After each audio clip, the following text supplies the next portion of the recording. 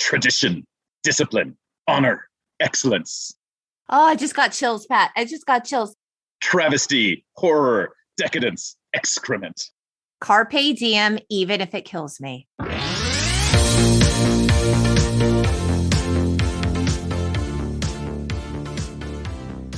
Hello, and welcome to the Untitled Gen X podcast, a podcast dedicated to the pop culture that raised us.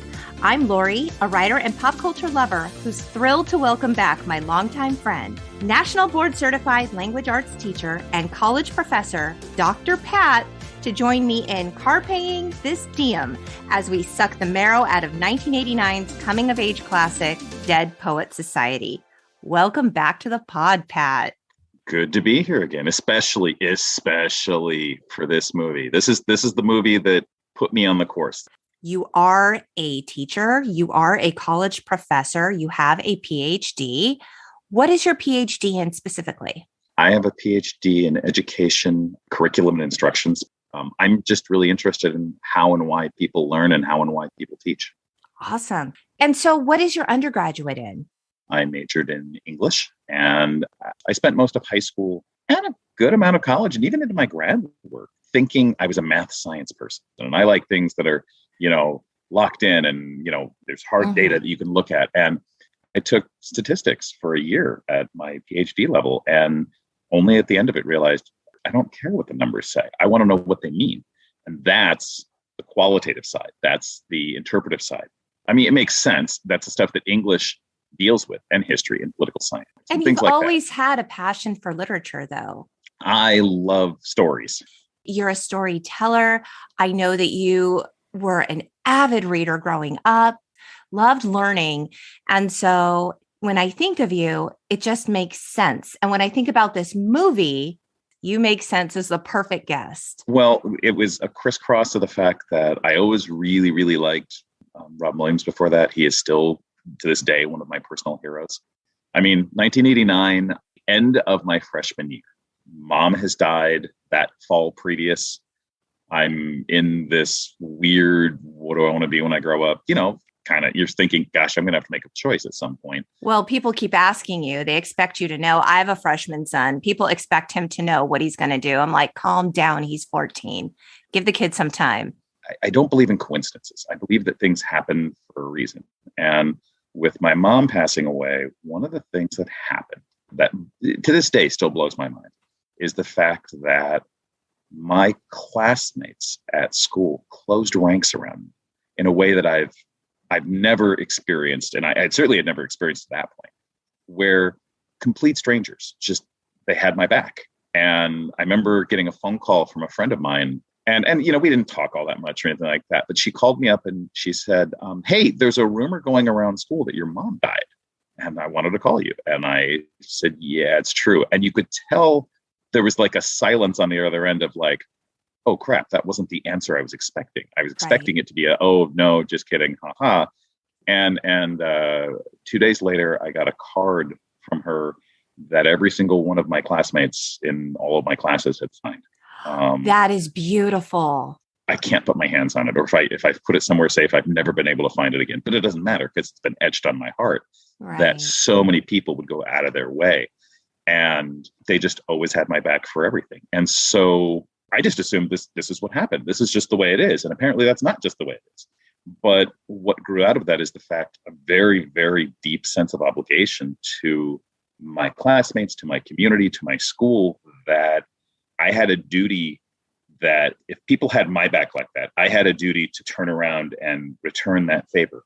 And I ended up spending 18 years of my life doing just that, teaching kids and working with them and helping them through the rough spots and trying to support them through everything. And at the end of 18 years, I kind of felt like, okay, not that this will ever be fully paid, but I've done what I need to do. Right. And the idea too, that your classmates can become, and it happens in this movie, your chosen family.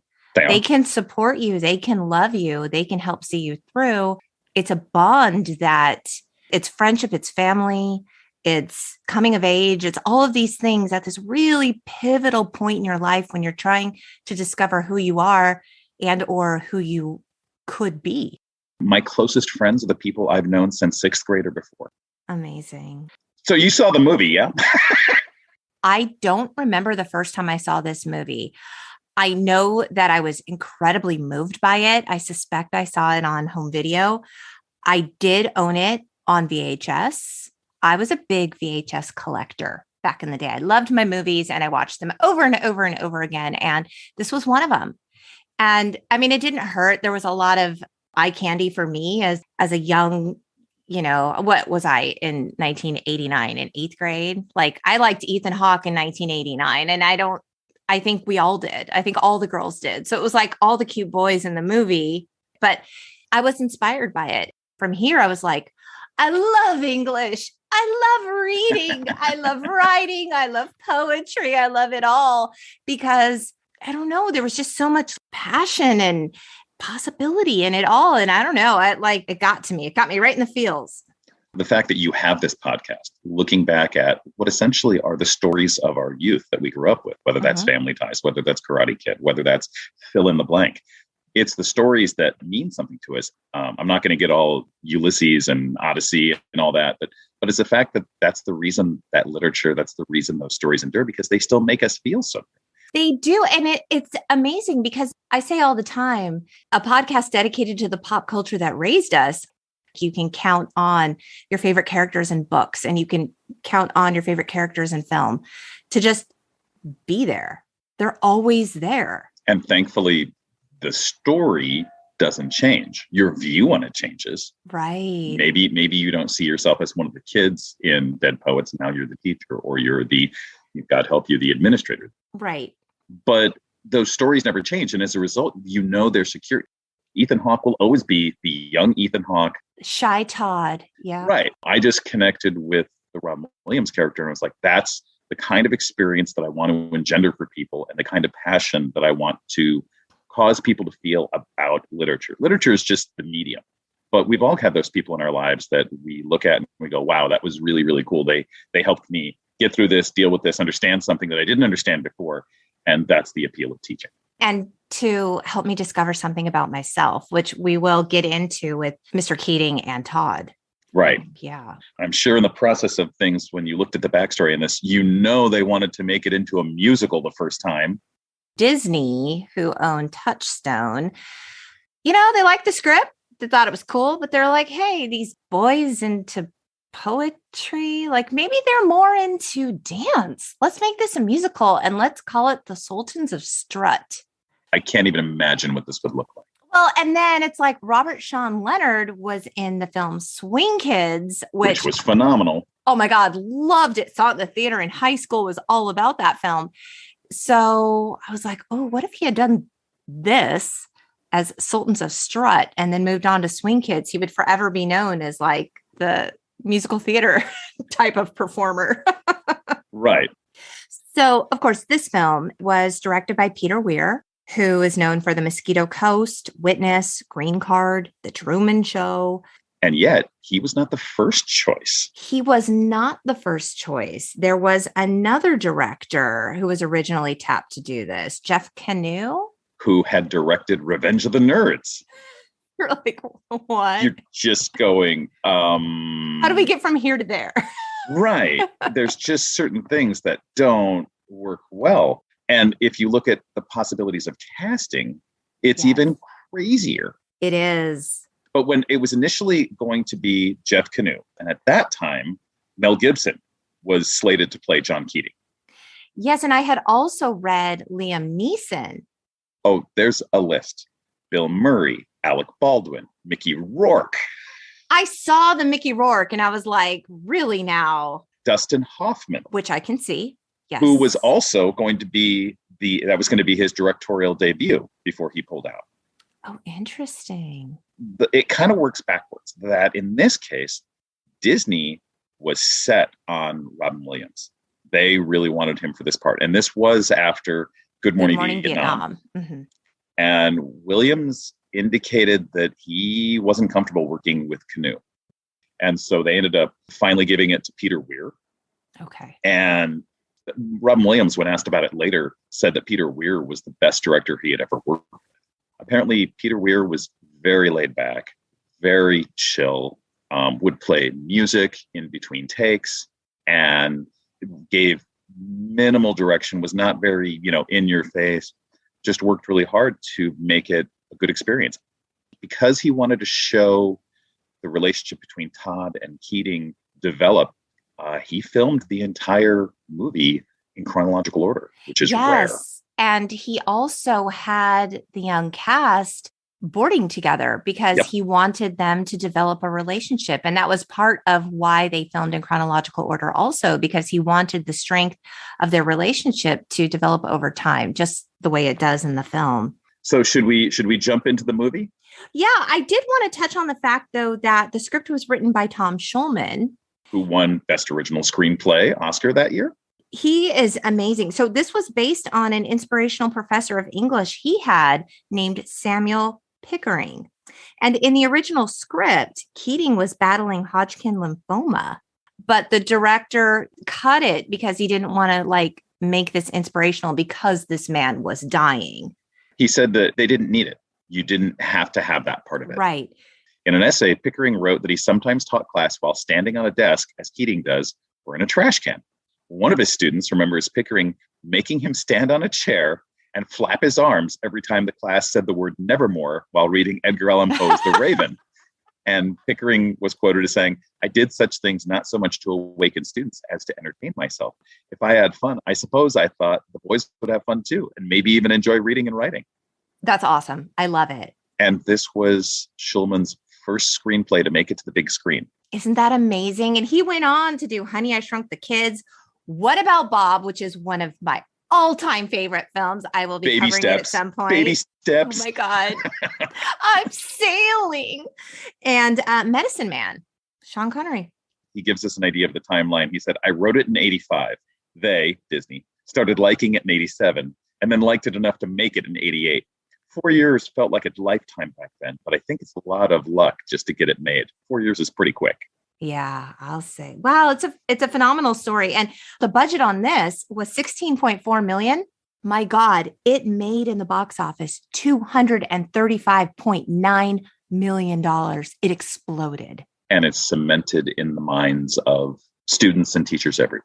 Absolutely. So it was released June 2nd, 1989. And I think we should get into it. We have a lot to say. This is absolutely such a great movie. It still holds up. I was so excited to watch it again. I must have seen this film 100 times. And you know what? It never gets old. And I get something new out of it every single time I watch it. This is at least in my top 5. Oh, yeah. Because it's that good. And so we open. It is 1959. It's back to school. We open on the sound of bagpipes at the prestigious Welton Academy for Boys. So it's a super old educational institution that prides itself on 4 pillars.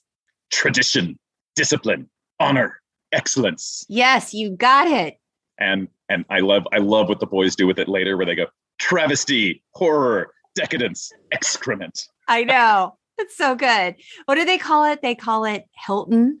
Like it's Hilton instead of Welton. It's not Welton, it's Hilton. Yes. And was filmed entirely at St. Andrew's School, which is a functioning prep school in Delaware.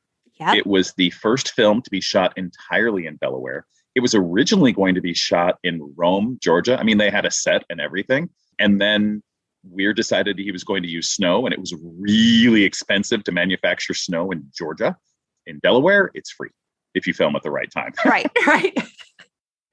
So this is when we meet the headmaster Nolan. Played by? I didn't even look that up.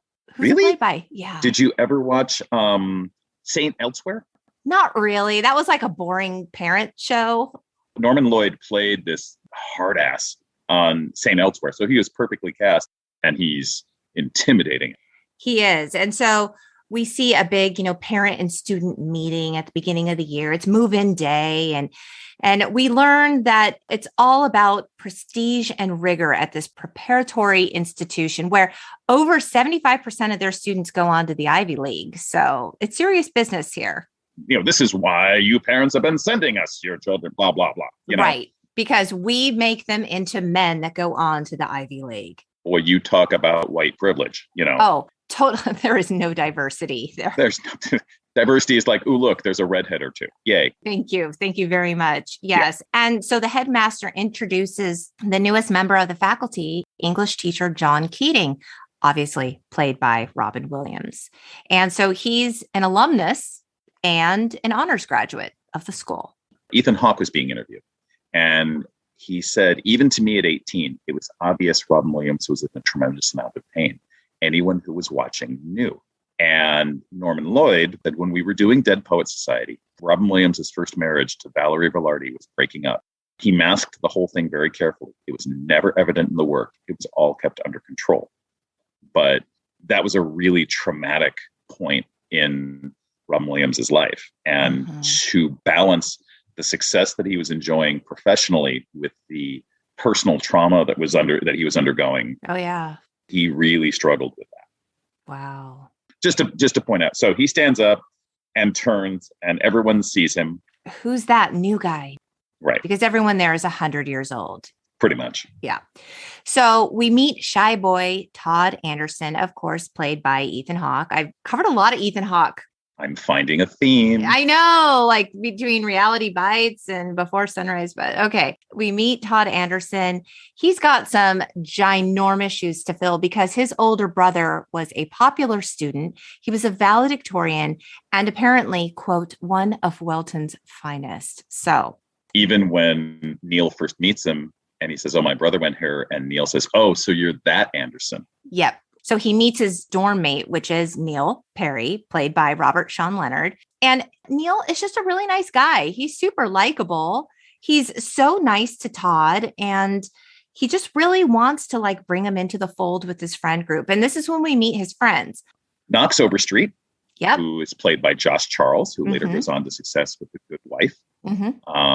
We meet Charlie Dalton, yep, played by Gail Hansen, who, interestingly enough, he was the 29-year-old right when this is being filmed. With the baby face. Yeah. With the baby face. Stephen Meeks, glasses, red curly hair, and Cameron. And that's played by Dylan Cushman. And later on, we meet Pitts, who is the other one that gets added. The rather unfortunate name. Right. Another unusual name. Another unusual name, yes. Charlie, of course, being the rebel that we see throughout, lights up a cigarette. And suddenly there's a knock at the door. And Charlie, in a practiced move, slams the cigarette down, slams his foot on top of it, and they all stand as Mr. Perry walks in. Yes. Neil's dad, Mr. Perry, of course, played by Kurtwood Smith, that we probably all best know as the father from That 70s Show. And he tells Neil, you have to drop the annual. You need to focus on your grades. You're going to become a doctor. So I'm sorry, like no fun for you. Got to hit the books. And Neil tries to talk to his dad, but he is immediately shut down. And his dad tells him, once you finish medical school, you can do as you please. But until then, you do as I tell you. Do you understand? And Neil says, yes, sir. His dad is not playing. And the line he says is, I've decided you're going to drop the school annual. Right. Which it's not, I'm asking you, or I need you to consider, or, the things where looking at this from a parenting point of view, this is beyond old school. I mean, I guess for 1959, maybe it fits with the, father knows best and yes, sir, no, you ma'am. Don't question me. Mm-hmm. Right. It's just, it is what it is. But this is interesting because it's also developmentally in terms of United States history. This is the emergence of the concept of a teenager where up till this point, I don't know if you've seen like the old images of like, before this, it was, you were a kid and then you were an adult. That was it. And that was all. And if you go to the early history, your adulthood started 12, 13. If you go like at 1900, you'd start working, and the 1929 crash, we suddenly have the Great Depression and school becomes compulsory where we need to get these kids off the streets and we need to get them out of the factories. We need to give adults jobs. So school becomes compulsory, that you are required to continue going to school. And in the 50s, if you think of like James Dean and that era, suddenly you have the emergence of here's the teenager. Here's what it means to be a teenager. Right. For the upper class, which clearly they are, you're going to do what I say, and I don't give a damn what you think or what you want. None of that factors in. Right. So it's now the first day of school and the boys are meeting their teachers, and we get a feel for like how stringent and absolutely boring the curriculum is there at Welton. The kids are now in their English class and they're waiting. One thing I should jump back to, just in the transition from that scene to the opening first day of school scene. Birds. So many birds. And this becomes an ongoing symbol of freedom. The birds are able to fly, and the noise and the craziness of the boys in the stairway, it transitions to, but we're going to come back to these birds as symbol of freedom over. Sorry, this is the teacher in me coming out. I apologize. No, I clocked the birds. I have birds written throughout my notes. It was a lot of bird work. That's why, like you pointed out, Keating's classroom is so different. Chemistry, Latin, trig, right. Traditional, boring. Right. So the boys are in the English class. They're waiting. There's no teacher. And they're like, what's up? And then Mr. Keating strolls in as casually as can be. He's whistling the 1812 overture and he strolls right out. He walks in, he walks out. And then he peeks back into the class and he motions them out into the hallway. Well, come on. And he says, "Oh, Captain, my captain," and asks who knows where that came from. Nobody knows. Nope. So he reveals to them that it's the title of a poem by Walt Whitman about Abraham Lincoln. So we have Keating say, yes, it's, "Oh, Captain, my captain." And the fact that he's named Keating and it's John Keating, which sounds really similar to John Keats, who is the Romantic poet. Right.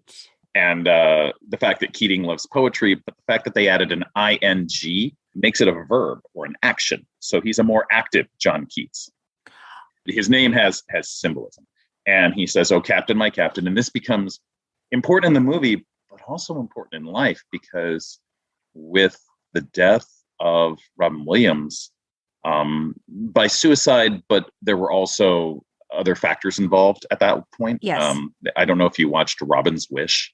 It chronicles the entire history of his disease and what they found out after they did the autopsy and they realized, he had Lewy body dementia. Yeah, he was facing a devastating diagnosis. His body had started to shut down. He had already been struggling with mental health issues. It was a lot. He was in a tremendous amount of pain. Constantly. Mm-hmm. Yeah. And this is when he asks Pitts to read "To the Virgins Make Much of Time," a poem by Robert Herrick. Yep. So he says, "Gather ye rosebuds while ye may." And he asks the boys, "Does anyone know the Latin term for this sentiment?" And Cameron knows it means "seize the day." Wait a minute. It wasn't Cameron. It was Meeks. It was? Yeah, because Meeks is the Latin genius. Oh, I thought it was Cameron. Okay. No. Okay. Don't feel he's the other redhead. You know what? There are a lot of boys in this film. There are. You have Keating who says, "Let me dispel a few rumors before they fester into facts. I too attended Helton and survived." Right. And no, I was not who you see before you now. I was the intellectual equivalent of a 98-pound weakling. I would go to the beach and people would kick copies of Byron in my face. It's so good. And this is when he asks the boys to look into the display cases in the hallway. They're housing old photos and trophies of former students. He says, "We are food for worms, lads." Yes. Because believe it or not, each and every one of us in this room is one day going to stop breathing, turn cold, and die. And so right from the get-go, whoa. You ready for the twist on this scene? Yes. This was not the first scene they shot. Remember, he did it in chronological order. Yeah. They had a different version of this scene. In the original version, he stands up on a desk in a classroom. And really? He talks, and he's very interactive with the boys. And they sent the dailies over to the studio, and the studio was like, "Oh my God, we love it." And Peter Weir said, "Yeah, we're not using that." And they went back to the whistling and walking scene. Okay. And they felt that it worked better. So there were actually two scenes, standing on the desks, or I guess three, depending on how you count. Three, right. And he said, no, that was just too much. And so they cut it out and they changed it. Oh, I like this. I think so. It's much more quietly weighty. Does that make sense? Yeah, no, it does. And he tells them, "Carpe diem, seize the day, boys. Make your lives extraordinary." And the boys don't know. They're walking out. That was different. They're receiving this in different ways. Like Neil is inspired by this. He's all in with Keating from the very beginning. And the rest of them are sort of like, not so sure. And Cameron's response, is he going to test us on that? Perfect. So the boys, they plan a study group. Neil invites Todd, but Todd's a total introvert. He declines. And so Knox Overstreet, played by Josh Charles. I know him best as Brian in Don't Tell Mom, the babysitter's dead. Classic. Yes. So he's asked to attend a dinner at the Danburys, and the Danburys are friends of his parents. So like a boring parent meal. When he arrives, a beautiful girl named Chris answers the door, and he is smitten. It is legit love at first sight. He learns that Chris is the girlfriend of Chet Danbury, the Danburys football player, asshole son. Yeah, womp womp. Did you catch the small Laura Flynn Boyle shot in the back? Yes. She had a larger role and was cut from the film. And when did they tell her she was cut? According to a 1991 interview, she was told the day of the film's premiere she had been edited out of the film and should not attend. And just like, dude. So Max returns to school and tells the guys, like, I just met the most beautiful girl I've ever seen in my entire life. And she's practically engaged to Chet Danbury. And from here on out, he is just a lovesick goner. He's all in. And the screenwriter wrote about the fact, he said this was based on a guy I knew in college who he was in the dorms with me. He just adored this girl. Her name was Chris. Oh, okay. And he's like, he failed miserably. And he literally came into us and said, guys, I'm leaving. Here's the address to send my stuff to. And he said he walked out of school. He hitched a ride across country, and I never saw him again. Can you imagine? Whew. Okay, so it's the next day in class, and Keating has Neil read the introduction to their poetry textbook. I think it's called like Understanding Poetry. And in it, it explains how the quality of poetry can be rated on a graph to determine whether or not it's great.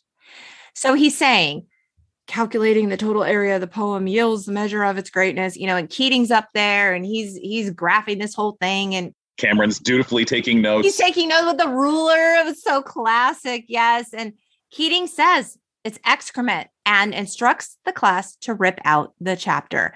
The kids do not know what to do with this instruction. They are rule followers. They are super reluctant. And Keating's like, it's not the Bible. You're not going to hell for it. Rip it out. And did you know who goes first?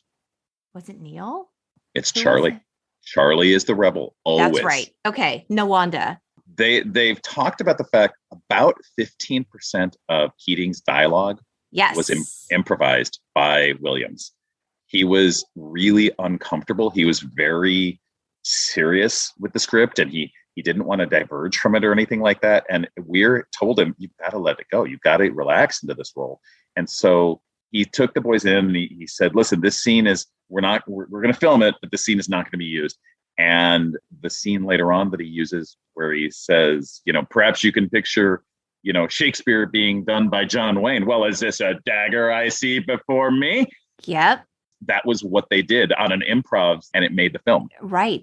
And once that happened, it became something where Williams was able to relax and say, okay, it's not, he had been doing stand-up comedy and cocaine for quite a while. And it was something where he was able to understand it. Interesting.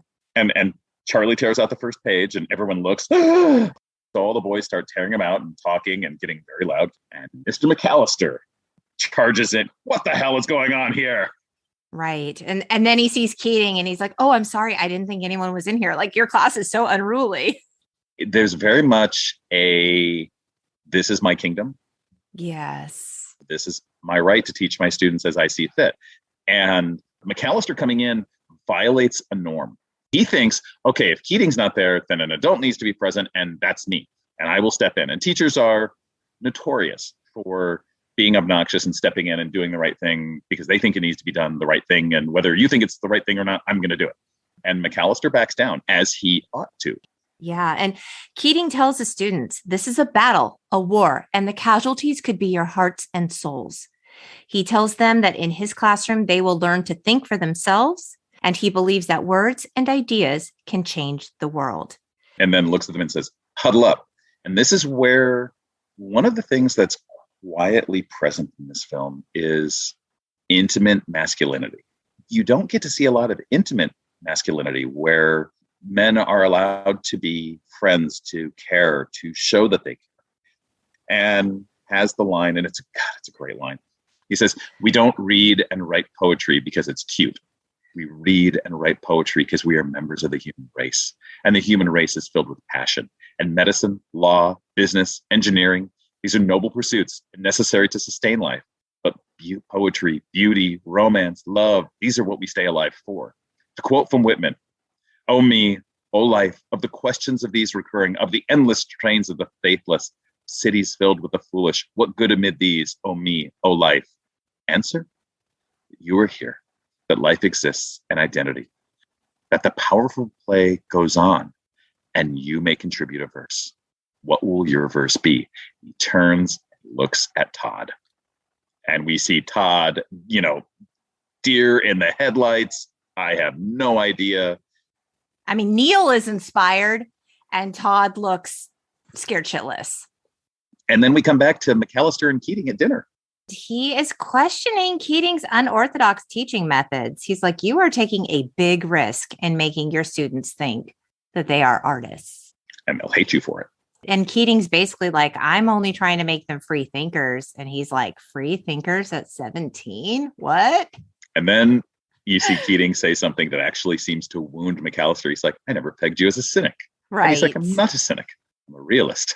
But what's interesting to me is that while they don't seem like the kind of guys, the two kind of teachers, they seem to be diametrically opposed, and yet they sit next to each other at dinner. And later on, when Mr. Nolan comes to see Keating, he's like having tea with McAllister. I think they have a mutual respect for each other and what they each bring to the table, even though they're very different. Well, and McAllister teaches like Latin and teaches it in the most rote, boring way. And the boys get a hold of Keating's senior yearbook. Neil's like, "Look, I found him in the annual. Look there's this thing called the Dead Poet Society. Like, what is this? It's one of his clubs. Like, what is this about?" And so they track him down to ask him. And Keating tells him, like, "Can you keep a secret?" And they all sort of huddle down again. And he says, the Dead Poet Society was a secret club. And they would gather in the old Indian cave. And it was a club that was dedicated to sucking the marrow out of life through poetry. And Keating tells them, gods were created, gentlemen, and women swooned, which was really all that Knox needed to kind of decide to do this, because it's like, oh, okay, I could get Chris. So Neil loves this idea, right? He's like, we are going to resurrect the Dead Poet Society. He puts a plan into action. And we see the first page of 5 centuries of verse, because Neil goes back to his room and the book is there. Mm-hmm. And 5 centuries of verse. And they decide to go to a cave. Yes. So they sneak out. They risk some hefty demerits to Dun, resurrect. dun, dun. Yes. To resurrect the Dead Poet Society with their inaugural meeting.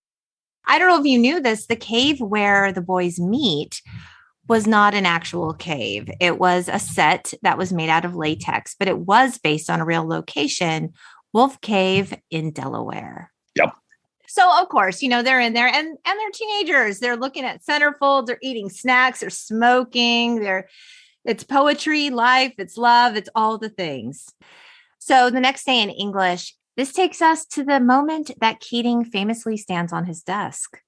He says, I stand upon my desk to remind myself that we must constantly look at things in a different way. The world looks very different from up here. Boys, you must strive to find your own voice, because the longer you wait to begin, the less likely you are to find it at all. That's another great line. Oh my God, so good. And so this is when he invites each of them to stand on his desk to look at the classroom from a different point of view. At the end of class, Keating tasks the students with writing an original poem to be delivered in front of the class on Monday. And this is when he calls Todd out specifically. Todd's like on the edge of the desk about to jump off, and he stops him and he said, "Don't think that I don't know that this scares the hell out of you, Anderson." And he's just like, oh shit. So, Of course, all of this, day seizing inspires Neil to audition for a local production of A Midsummer Night's Dream. And he's extremely excited. He tells Todd, I'm going to act for the first time in my whole life. I know what I want to do. Carpe diem. And Todd is quick to just list all the reasons why it's not going to work out. To the point where Neil finally look, whose side are you on? And then he asks Todd why nothing Keating says inspires him to take action in his own life. And Todd's like, look, Neil, I'm not like you. You talk and people listen. I can take care of myself. And he tells him to butt out. Butt out. And Neil points out being in means you got to do something, not just say you're in. Yep. Meanwhile, Knox does something rebellious. With his sweater tied around his neck, he sneaks a bike off campus to go to Chris's public school. Did you write down birds? Birds everywhere. Yes. And he sees Chris in her cheerleading uniform, getting all snuggly with her boyfriend, and it bums him out big time to see. We cut to Neil. Yes, Neil is super stoked. He nabbed the part of Puck in the play. And I actually have played Puck. Really? In a scene in drama. Yes, in my lifetime. Yes, I can boast this. It is something that I share with Neil. And he comes running in saying, I'm going to play Puck. I'm going to play Puck. And if you listen very carefully in the background, you can hear somebody say, Puck you. Puck you. And line. So he says a big puck you to his dad by forging a permission letter from his father to the school that would allow him to participate. And Todd's like, you're crazy to do this. And Neil does not care. And then we have Todd alone in his room, alone with his poetry, smiling and pacing and criticizing and then tearing. He's trying to write that goddamn poem that's due on Monday. And so now we're in class and Knox recites his poem. It's a heartfelt love poem titled To Chris. What a surprise. I know. And then Hopkins, who's the next kid that gets up and gives. What is it? The cat sat down on the mat, something like that. Matt Carey, the actor who portrays Hopkins and delivers the line, the cat sat on the mat, was a St. Andrews student at the time. This is all shot at St. Andrews School. He earned more than his teachers that year. Oh my God, that's so great. Okay, as from a teaching perspective, there are kids who are your rebels. They are your hellraisers. They are your class clowns. And my policy was always, if you can get the class clown on your side, you have a very potent weapon. Oh. And so Keating doesn't want to shut him down, but he wants to tell him, dude, I see what you're doing. So he walks over, he's like, he has that line of like, congratulations, you are the first person to get a negative score on the Pritchard scale. And everybody laughs and they get it. We're not laughing at you, we're laughing near you, but then he turns, I don't mind that your poem's simple, but don't let your stuff be ordinary. Yep. And in doing that, he doesn't take the bait. Hopkins rebels and he's testing Keating. He's trying to see. Charlie does it all the time. And you see Keating rolling with it, even from the very first day when he says, why does the author use these words? And Charlie says, because he's in a hurry. And he's like, dang, thank you for playing. Right. And he makes it a joke that you got the wrong answer, but that's okay. Right. He doesn't shame him for it. No. In a way that these kids are probably expecting. Well, and one of the most difficult things as a teacher, you remember middle school and high school, talking in front of your peers. I mean, we talked about public speaking, but talking in front of your peers, giving an answer. You remember being like, what's the answer? And no one would raise their hand because that means you talk about vulnerability. You got to be really brave to be vulnerable to say, I could have the wrong answer, but whatever. The boys are willing to put themselves out there. The dynamic in this class, it is different than McAllister's class where they're just reciting, all of the conjugations. Right. So Keating can see that Todd is just panicked in his chair and he decides he's going to put him out of his misery. He calls him to recite his poem and Todd's like, I didn't do the assignment. And Keating tells the class, Mr. Anderson thinks that everything inside of him is worthless and embarrassing. Isn't that right? Isn't that your worst fear? I think you're wrong. I think you have something inside of you that is worth a great deal. Now, I wanted to ask you, Pat, as a teacher, what are your thoughts on calling a kid out like this so publicly? Because on the one hand, okay, it works out. On the other hand, this is horrifying. We had a teacher who used to do this in middle school to students, and it was really not okay. I think you know who I'm talking about. Yep. And I have really, really complicated feelings about this. What are your thoughts? First off, if you ask teachers about where they feel their worst moments are, they will tell you it's any point that jeopardizes the relationship between them and their students. So he's taking a huge risk, because if Todd doesn't come through, he might believe in Todd. He might think he knows Todd. He might believe that Todd couldn't possibly have blown off this assignment and that he does have something to say. Okay. But if he's wrong, this could destroy that.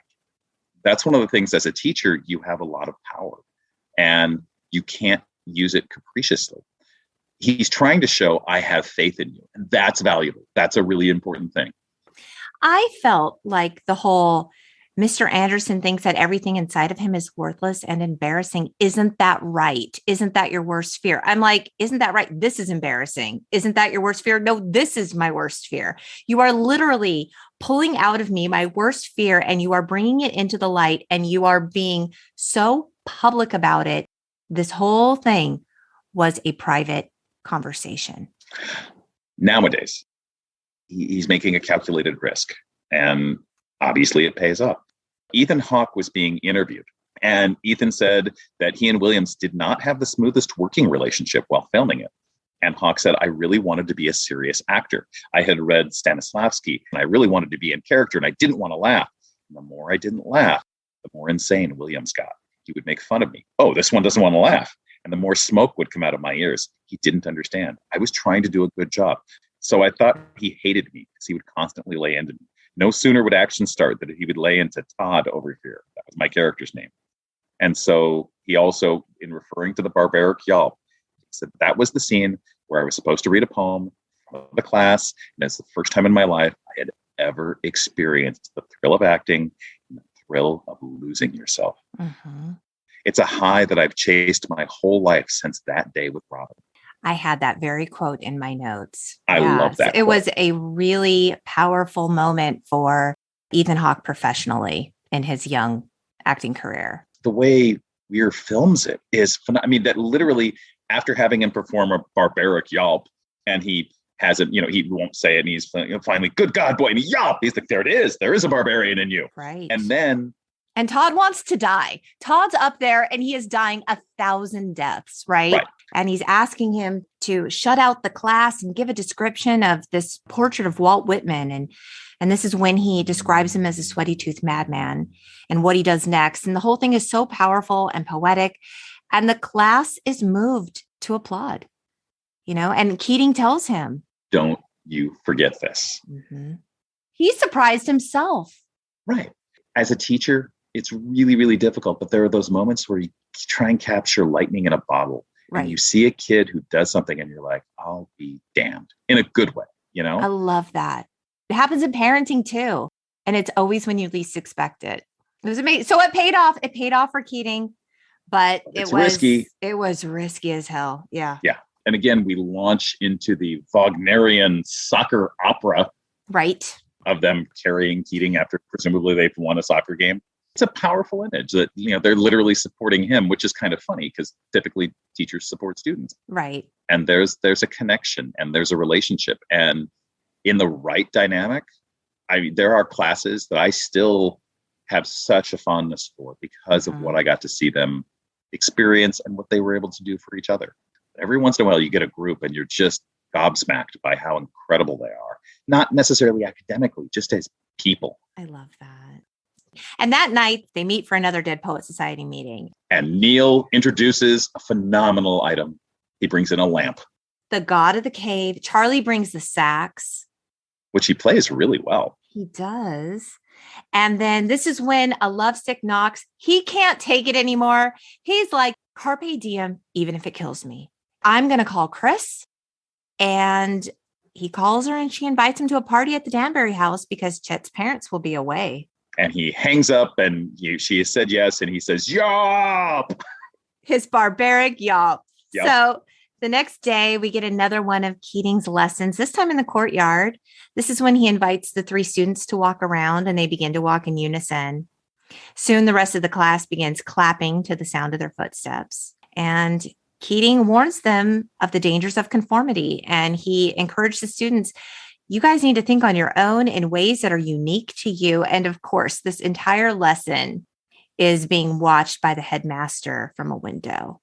That evening, Todd is really bummed out because it's his birthday and his parents gave him a stupid desk set that's identical to the stupid desk set they gave him last year for his birthday. And it's just clear they don't know him at all. They don't care about him.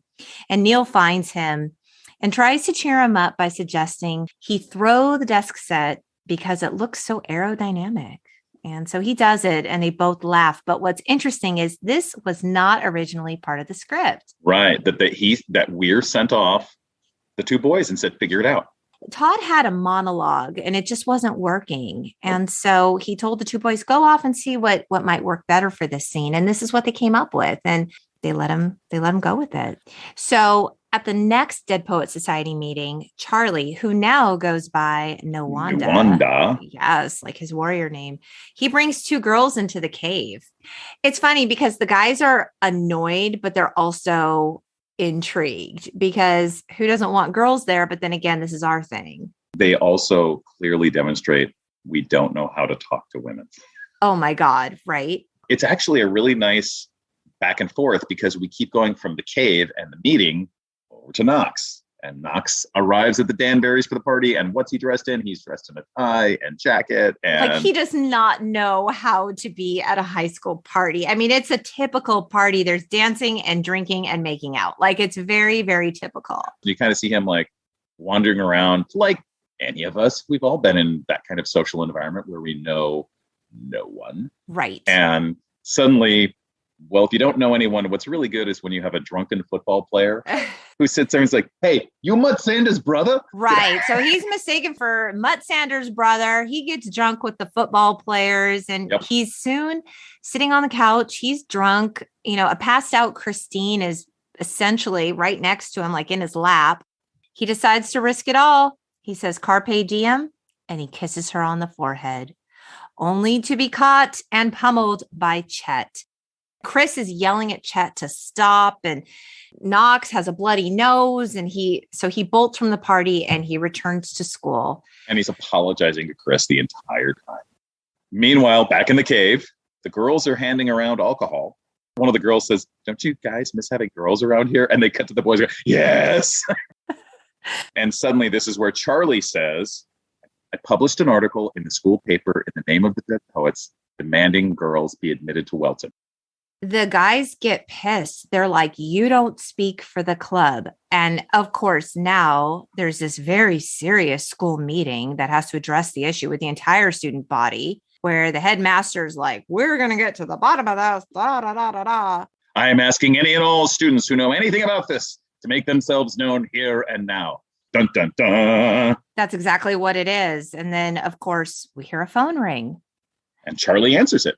And he tells the headmaster, oh, it's God. Yeah. And he's calling because he wants girls to attend Welton.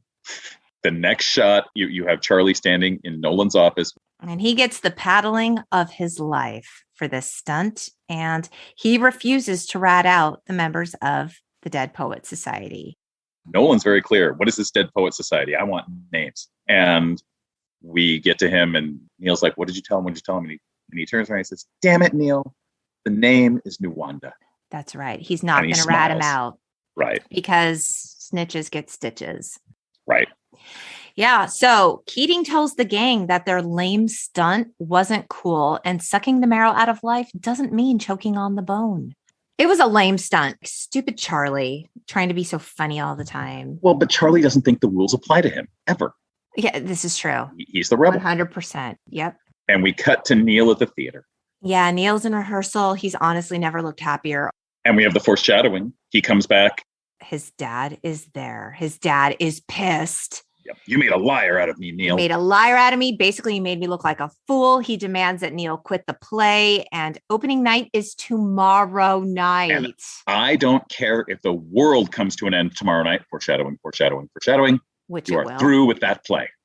So Neil seeks out advice Exactly. He meets with Mr. Keating, and Mr. Keating's like, look, I just think you really need to just talk to your father. Like, tell him how you really feel. And, Neil has tried to do this before, and he's trying his best to get some answers to a really hopeless situation. And Neil tells him, look, I'm trapped. And Keating's like, I assure you, you are not. I guess what it comes down to is Keating sees the possibilities of what it could be. Do you think that the signs were there for Keating and he missed them? Or do you think that Neil was trying so hard to essentially put on a brave face for Mr. Keating that he wouldn't have seen them? From a professional perspective, I don't think there's enough in Neil's behavior that Keating should have known he was going to commit suicide. Okay. This isn't the one where I think Keating should have known. The one that I find myself going, he should have known, is when Neil comes back to him and says, I talked to my dad. Okay. And now we're back to Knox.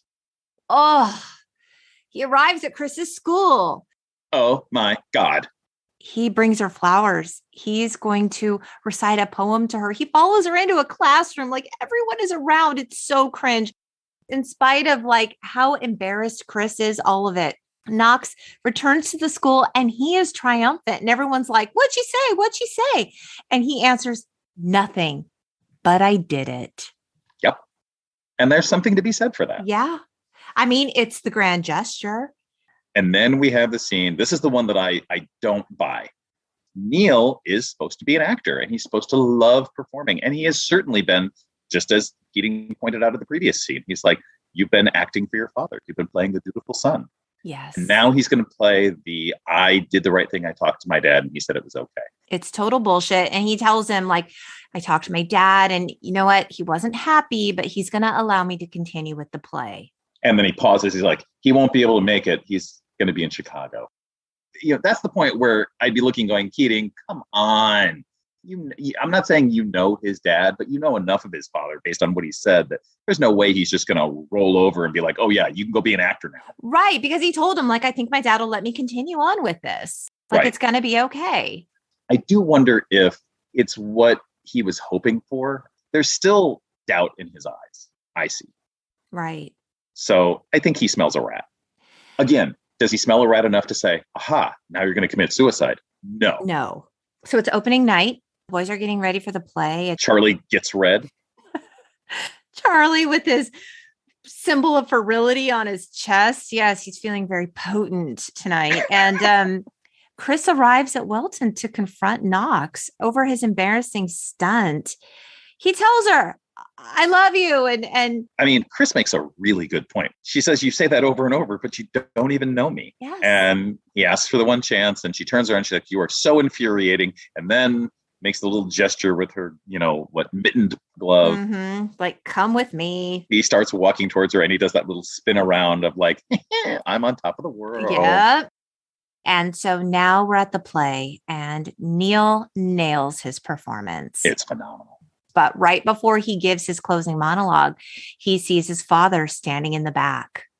Oh, shit. And we have a brief cutaway where we see Knox, who makes the big move, and goes to take Chris's hand. And they hold hands.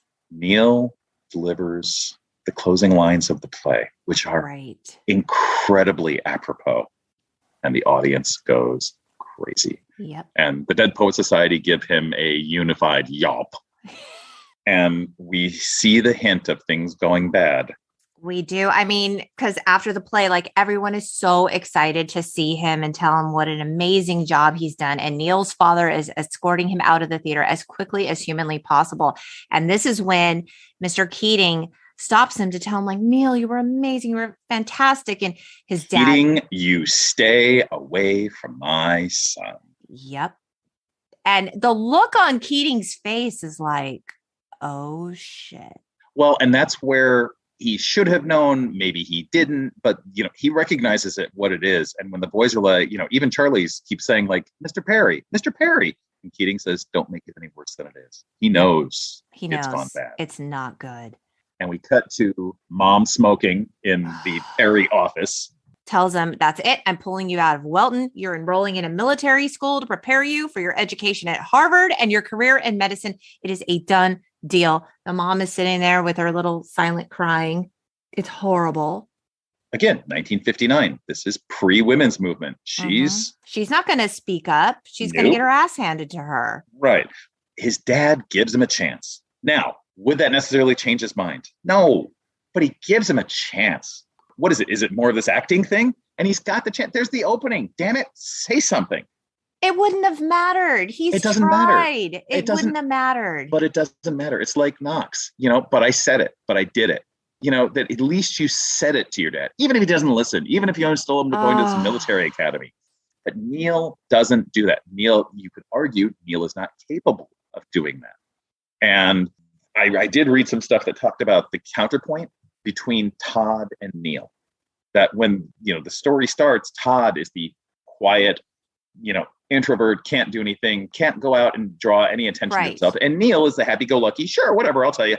And now we've switched roles because now Neil is the Todd. He is quiet. He cannot speak up for himself. But only in this environment, only with his father. Right. And when his father leaves to go to bed and we have him reflecting and he's like, I was really good. And you can argue that's not just in the play. I was really good. And it's now past tense. And that breaks my heart, Pat. I hadn't even considered that. And mom is, sobbing in bed, and dad is, it's going to be okay. It's going to be okay. And we have this montage of sorts with the window open and it's cold, and he puts on Puck's hat and he's shirtless, and you have the rising, creepy music, which is phenomenal throughout the whole movie. Mm-hmm. You see him with the key and he removes a bundle from his dad's nightstand, and we see him at the desk and rising music. And I really like the way that we're shot it. You don't hear the gunshot. You see when the music cuts short and, Mr. Perry jerks up in bed. What was that? And going from room to room, and mom's checking, I'll check outside, Neil. And there you go. And he goes into the office, and you see, he doesn't see anything, but he starts inhaling and he smells the gunpowder. Oh, I just got chills, Pat. I just got chills. This is the hardest scene. You see the gun, and then he turns a little bit more at the angle, and you see Neil's hand.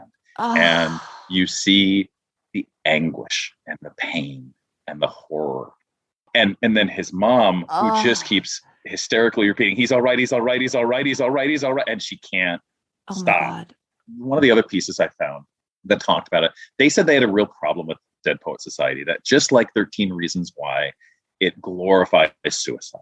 Okay. And I don't think it does. And the reason I don't think it does is because you see immediately, you see the effect of what his action has done to those who care about him. Even if his father cares about him in a really crappy way, and we want him to care about him in a better way. And they don't glorify Neil after the fact. They don't glorify him at the institution.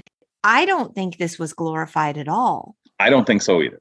We go immediately from that shot of his parents' reaction to Charlie waking up Todd with Meeks and Pitts and Knox. Notice Cameron is not there right away. Why did they tell him? Why didn't, this is literally Todd's dorm mate, his roommate. I was surprised that the school hadn't reached him first. Well, again, this is 1959. We don't believe in warm fuzziness. I guess. Charlie, Meeks, Pitts, and Knox wake him up.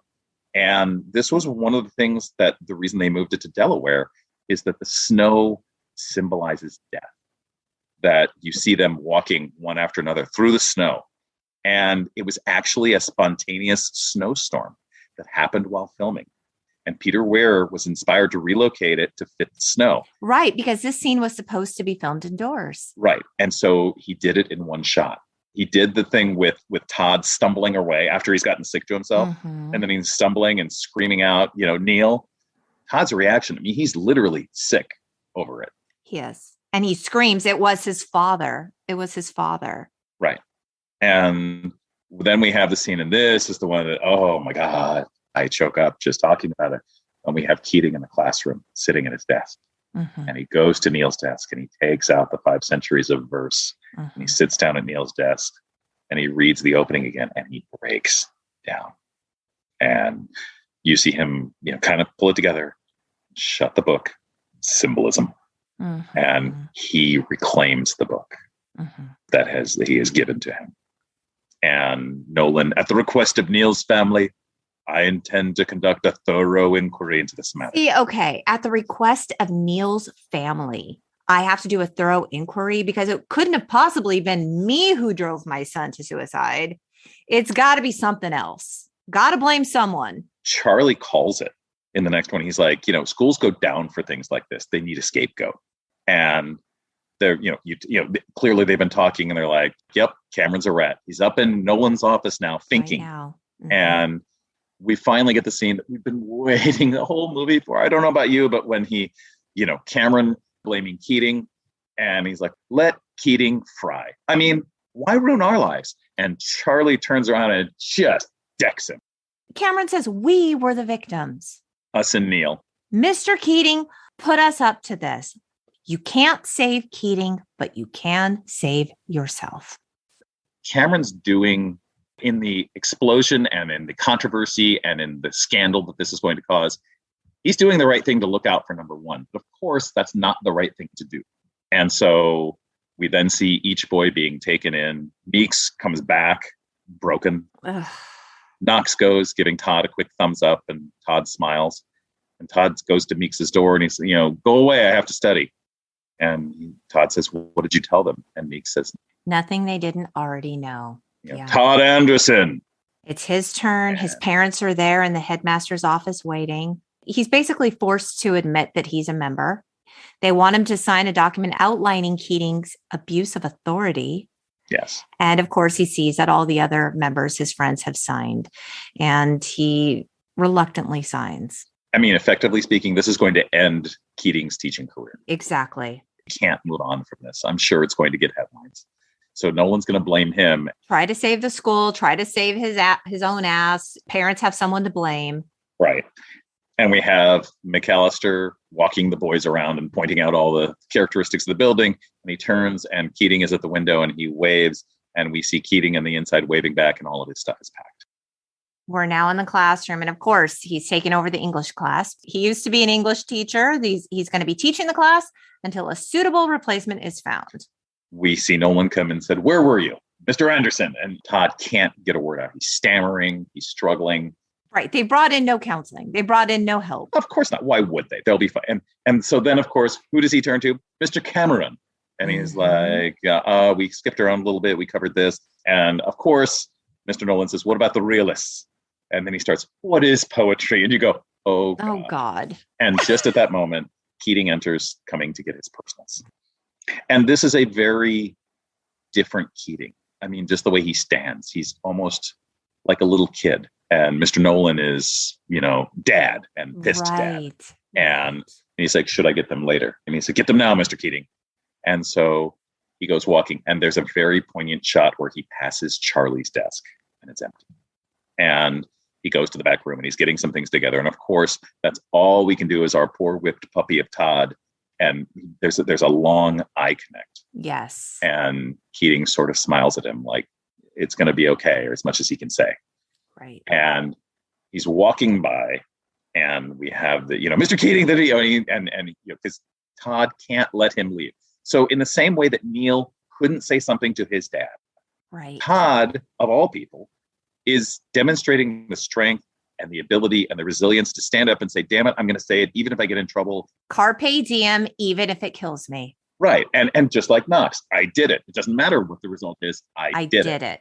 Keating is trying to be conciliatory. He's like, I know, I understand. Right. I mean, he's trying to tell him like, we were forced to sign it. And he's like, I know.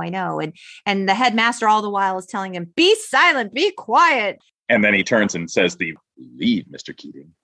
I said, leave. And you're like, ooh, this is not a man who's used to repeating himself. Right. And the door opens. He's about to walk out. And we have the rising music. And we see, oh my God. Todd. We see Todd, one foot, and then the other. Oh, Captain, my captain. And he turns and faces. And Nolan is apoplectic. He just turns around here, sit down, Mr. Anderson. And of course, Todd isn't listening to him at all. And I wanted to see the order of what it was. We have Todd, who goes first. Stands on his desk. And then it's Knox. And then we have like a unnamed blonde who gets up, and then we see Meeks who does it. And Cameron is looking up and around at all of these people standing. And then Hopkins, who was our smartass, the cat sat on the mat. Hopkins stands. In my memory of this moment, this climax of the film, everyone except Cameron stood on their desk. I remember the same thing, but I counted this time. It was like, what, only 9 or 10? Yes, it was roughly about half the kids, I would say. I was reading about this, and in the script, Cameron was supposed to stand on the desk. And the actor took a chance when he was auditioning, and he said, I don't think he would do this, which I think is brave in and of itself. So do I, because I don't think that character, Cameron totally threw him under the bus to save themselves. No. He would not have stood on his desk. But I do think that the shot of him looking up is the realization of maybe that wasn't the right choice. Right. And of course, rising music, we're all wrecks. And we see the close-up on Robin Williams as John Keating says, thank you, boys. Thank you. And the camera cuts over to Todd's face, and he still looks stricken, and he still looks horrified. But damn it, he stood up for something. He did it. I do find it funny that you can't see Nolan anymore in that final shot. And all the while, he's just yelling expulsion threats at everyone. And no one's paying any attention. Sit down. Well, sit down. When you take away any authority, the threat doesn't mean anything to anyone anymore. I mean, it didn't mean anything to Charlie first right away. And they all stood because that meant the world to them. I mean, you could never do a sequel to this. But I've always wondered, like, what effect did that have on them in the world to go through such a traumatic thing your senior year and move forward from it? And in reflecting on the film, Robin Williams said that Dead Poets Society was one of his favorite films from his career. He said, I met a guy who said, Mr. Williams, I saw the movie Dead Poets, and I used to work for a major corporation. I took off my business suit, I burned it, and now I own an art gallery. And Robin Williams said, I went, oh, I guess I have to buy a lot of art from you now. Robin Williams being the kind of person, the kind of performer, the kind of actor, just the kind of human he was. I got lucky enough to see him, one of his last performances over at the Universal Amphitheater before they closed that. Oh, wow. And what blew me away, because I saw the HBO special later that year, is that I realized a full half of the show that we saw was made up. It was customized to being in Los Angeles and Hollywood. Isn't that and amazing? The people there, the exuberance, and I guess more than anything, the life, the vitality that he showed, seeing what that brought to the world. I have a big print of him on my wall. It's like next to my pictures of my family and some other things I feel very, very strongly about. And I have kids every time who sit there and they go, is that your dad? Oh my God. And I go, no, he's just one of my heroes. Right. Yeah. I mean, what a tremendous loss. A comedic genius. He was so phenomenal in this dramatic role. I was surprised he did not win Best Actor. That waited until, can you say it? You know it. Good Will Hunting. So yeah. And, we're talking about this film now 34 years later, Pat. It's good Lord, as fantastic as it ever was. And, the original screenwriter, Tom Schulman, he adapted the script for the stage, and it opened off-Broadway in 2016 with Jason Sudeikis as Professor Keating. Nice to know that Ted Lasso has gone and done well. Yes. Maybe the message about it is, we talk about how teenagers don't think they can die. They think that they're untouchable. But I think there's more to it. And it's okay to be able to talk about death and to be upfront about it. And Shakespeare had a line that he said, a woman should give birth astride a grave, because the moment we're born, we start dying, which is a dark image, but it's still true. And if you say, look, human beings, the human species is one of the only that knows we're aware of our mortality. We're reminded of it, certainly.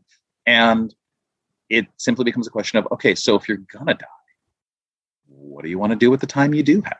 Exactly. That's the message and it is carpe diem. That's the message. Make your lives extraordinary. I think Robin Williams is a prime example of someone who did precisely that, because from Mork and Mindy to his film career, to his animated career, to his stand-up.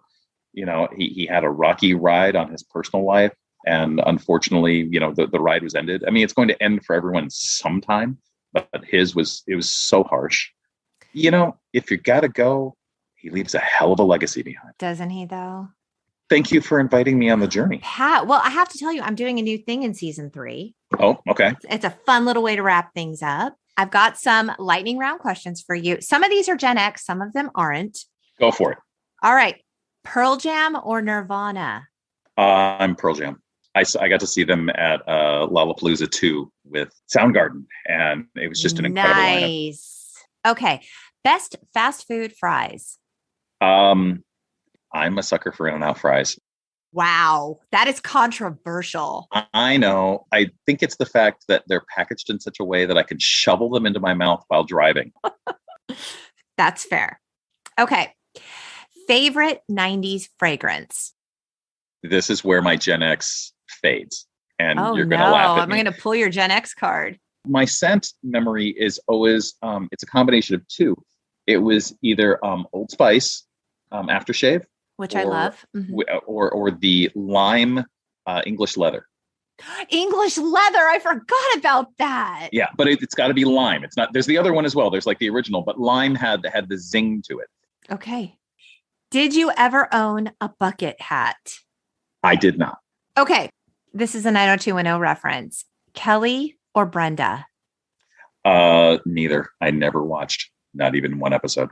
Wow. I know. Well, the next question is, what was your first car? But I just had Kate on the pod and I asked her that same question. And it is apparently her security question. So she left her answer at, it was a Honda. So I know that your first car was a Honda. Okay. Were you a latchkey kid? Yes. After school snack of choice? Ooh. Okay. My mother. And my mother, do you know the Nature's Valley granola bars? They're so good. The honey ones? I liked those if I had to. And I was a huge fan of peanut butter and jelly. So. Okay. Film that traumatized you most as a kid? I think it was The Watcher in the Woods. I had nightmares. That's Kate's answer too, by the way, Pat. Just terrified the hell out of me. Who thought this was a good idea for kids? It's very dark. Okay, your first concert. That would have been in fact, it should have been Kate's first concert as well. The Bon Jovi New Jersey tour, where it was Skid Row opening for Bon Jovi. At Irvine Meadows. Yes, that was her answer as well. Okay, and this last question is for me. Your favorite Elton John song? I'm Still Standing. Oh, good one. Aside from Taron Egerton's version in Sing, I loved his version of I'm Still Standing in the animated version, which was essentially, Sing was essentially like his audition for doing Rocket Man. Okay. And he was phenomenal. I love it. I find it really inspiring. Right. It's just that you can do whatever you want. And it might be related to my personal experiences and the divorce and everything like that. But it always reminds me of the I'm still standing. You can do that, but I'm still standing. That's right.